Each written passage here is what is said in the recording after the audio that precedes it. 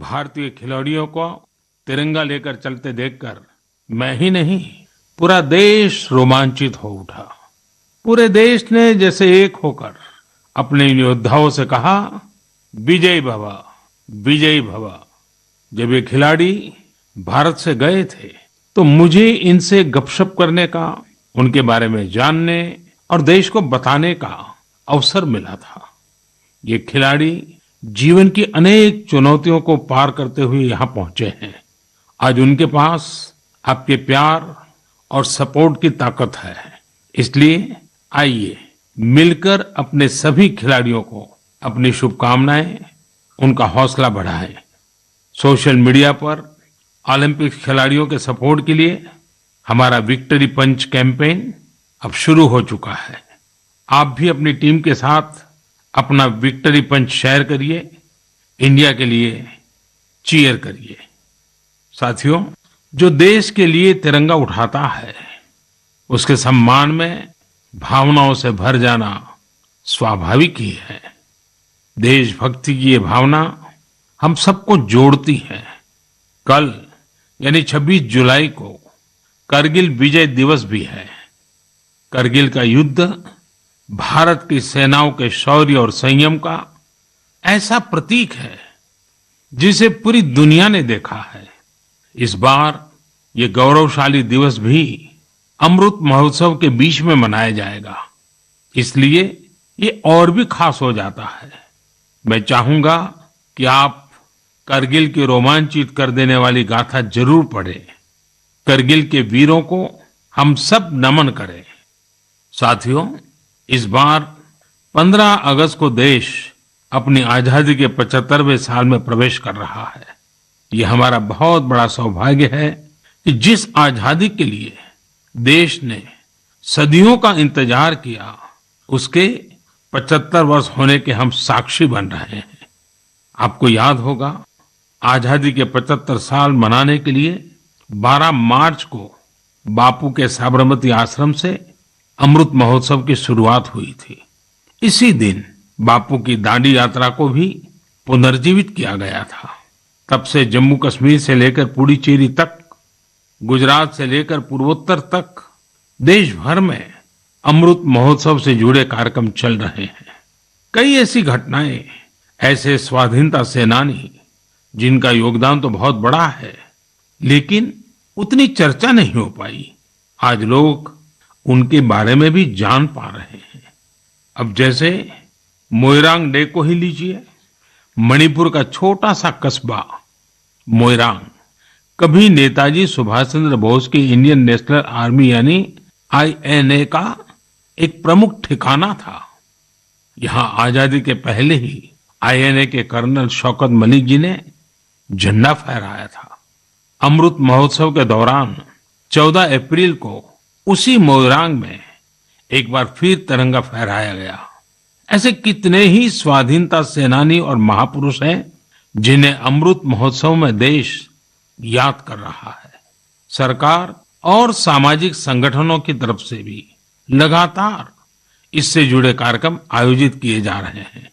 ऐसा ही एक आयोजन इस बार 15 अगस्त को होने जा रहा है। ये एक प्रयास है राष्ट्रगान से जुड़ा हुआ। सांस्कृतिक मंत्रालय की कोशिश है कि इस दिन ज्यादा से ज्यादा भारतवासी मिलकर राष्ट्रगान गाएं। इसके लिए एक वेबसाइट भी बनाई गई है, राष्ट्रगान.in। इस वेबसाइट की मदद से आप राष्ट्रगान गाकर उसे रिकॉर्ड कर पाएंगे, इस अभियान से जुड़ पाएंगे। मुझे उम्मीद है आप इस अनोखी पहल से जरूर जुड़ेंगे। इसी तरह के बहुत सारे अभियान, बहुत सारे प्रयास आपको आने वाले दिनों में देखने को मिलेंगे।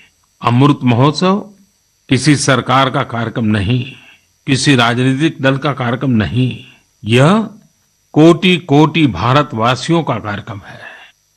हर स्वतंत्र और कृतज्ञ भारतीय का अपने स्वतंत्रता सेनानियों को नमन है। और इस महोत्सव की मूल भावना का विस्तार तो बहुत विशाल है।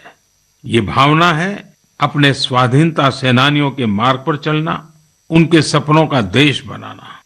जैसे देश की आजादी के मतवाले स्वतंत्रता के लिए एकजुट हो गए थे, वैसे ही हमें देश के विकास के लिए एकजुट होना है। हमें देश के लिए जीना है, देश के लिए काम करना है और इसमें छोटे छोटे प्रयास भी बड़े नतीजे ला देते हैं। रोज के कामकाज करते हुए भी हम राष्ट्र निर्माण कर सकते हैं। जैसे वोकल फॉर लोकल, हमारे देश के स्थानीय उद्यमियों, आर्टिस्टों, शिल्पकारों, बुनकरों को सपोर्ट करना हमारे सहज स्वभाव में होना चाहिए। 7 अगस्त को आने वाला नेशनल हैंडलूम डे एक ऐसा अवसर है जब हम प्रयास पूर्वक भी ये काम कर सकते हैं। नेशनल हैंडलूम डे के साथ बहुत ऐतिहासिक पृष्ठभूमि जुड़ी हुई है। इसी दिन 1905 में स्वदेशी आंदोलन की शुरुआत हुई थी। साथियों, हमारे देश के ग्रामीण और आदिवासी इलाकों में हैंडलूम कमाई का बहुत बड़ा साधन है। ये ऐसा क्षेत्र है जिससे लाखों महिलाएं, लाखों बुनकर, लाखों शिल्पी जुड़े हुए हैं। आपके छोटे छोटे प्रयास बुनकरों में एक नई उम्मीद जगाएंगे। आप स्वयं कुछ न कुछ खरीदें और अपनी बात दूसरों को भी बताएं। और जब हम आजादी के 75 साल मना रहे हैं, तब तो इतना करना हमारी जिम्मेवारी बनती ही है भाइयों। आपने देखा होगा, साल 2014 के बाद से ही मन की बात में हम अक्सर खादी की बात करते हैं। ये आपका ही प्रयास है कि आज देश में खादी की बिक्री कई गुना बढ़ गई है। क्या कोई सोच सकता था कि खादी के किसी स्टोर से एक दिन में 1 करोड़ रुपए से अधिक की बिक्री हो सकती है? लेकिन आपने ये भी कर दिखाया है। आप जब भी कहीं पर खादी का कुछ खरीदते हैं तो इसका लाभ हमारे गरीब बुनकर भाइयों बहनों को ही होता है। इसलिए खादी खरीदना एक तरह से जन सेवा भी है, देश सेवा भी है। मेरा आपसे आग्रह है कि आप सभी मेरे प्यारे भाइयों बहनों ग्रामीण इलाकों में बन रहे हैंडलूम प्रोडक्ट्स जरूर खरीदें और उसे #मायहैंडलूम मायप्राइड के साथ शेयर करें। साथियों, बात जब आजादी के आंदोलन और खादी की हो तो पूज्य बापू का स्मरण होना स्वाभाविक है।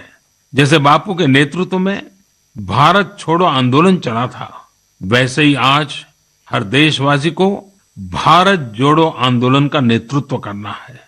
यह हमारा कर्तव्य है कि हम अपना काम ऐसे करें जो विविधताओं से हमारे भारत को जोड़ने में मददगार हो। तो आइए हम अमृत महोत्सव को ये अमृत संकल्प लें कि देश ही हमारी सबसे बड़ी आस्था, सबसे बड़ी प्राथमिकता बना रहेगा। नेशन फर्स्ट, ऑलवेज फर्स्ट के मंत्र के साथ ही हमें आगे बढ़ना है। मेरे प्यारे देशवासियों, आज मैं मन की बात सुन रहे मेरे युवा साथियों का विशेष आभार व्यक्त करना चाहता हूं। अभी कुछ दिन पहले ही माय.गॉव की ओर से मन की बात के श्रोताओं को लेकर एक स्टडी की गई थी। इस स्टडी में ये देखा गया कि मन की बात के लिए संदेश और सुझाव भेजने वालों में प्रमुखतः कौन लोग हैं। स्टडी के बाद ये जानकारी सामने आई कि संदेश और सुझाव भेजने वालों में से करीब करीब 75% लोग 35 वर्ष की आयु से कम के होते हैं। यानी भारत की युवा शक्ति के सुझाव मन की बात को दिशा दे रहे हैं। मैं इसे बहुत अच्छे संकेत के रूप में देखता हूं। मन की बात एक ऐसा माध्यम है जहां सकारात्मकता है, संवेदनशीलता है। मन की बात में हम पॉजिटिव बातें करते हैं। इसका कैरेक्टर कलेक्टिव है। सकारात्मक विचारों और सुझावों के लिए भारत के युवाओं की ये सक्रियता मुझे आनंदित करती है। मुझे इस बात की भी खुशी है कि मन की बात के माध्यम से मुझे युवाओं के मन को भी जानने का अवसर मिलता है।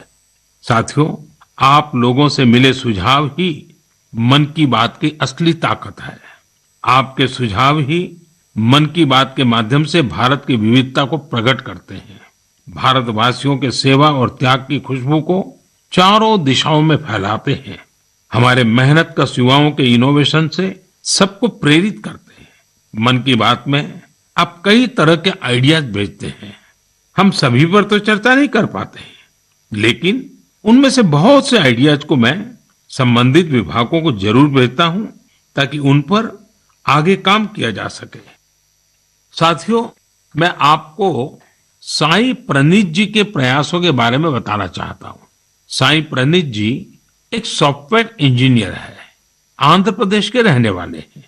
पिछले प्रणीत जी अलग अलग क्लाइमेट कंडीशंस में लोगों को क्या करना चाहिए गाइडेंस भी देते हैं। खासकर बाढ़ से बचने के लिए या फिर तूफान या बिजली गिरने पर कैसे बचा जाए, इस बारे में भी वो लोगों को बताते हैं। साथियों, एक और इस नौजवान सॉफ्टवेयर इंजीनियर का ये प्रयास दिल को छूने वाला है, तो दूसरी ओर हमारे एक साथी के द्वारा किया जा रहा टेक्नोलॉजी का उपयोग भी आपको अचंभित कर देगा। ये साथी हैं ओडिशा के संबलपुर जिले के एक गांव में रहने वाले श्रीमान इसाक मुंडा जी।